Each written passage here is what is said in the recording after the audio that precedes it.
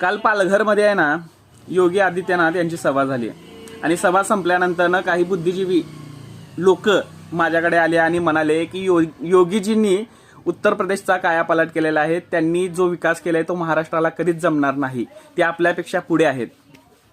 मला यातच म्हणजे सर्वात महत्त्वाचं म्हणजे महाराष्ट्राची तुलना यूपीशी केल्यावर मला त्या माणसाची कीव आली. अरे माणसा, हिमालयाच्या मदतीला धावून जाणारा आपला सह्याद्री आहे, आपला महाराष्ट्र आहे. महाराष्ट्र चालला तर देशगाडा चालतो. हे एवढं साधं गणित तुला समजलं नाही आणि तू आपली तुलना यूपीशी करायला लागलायस.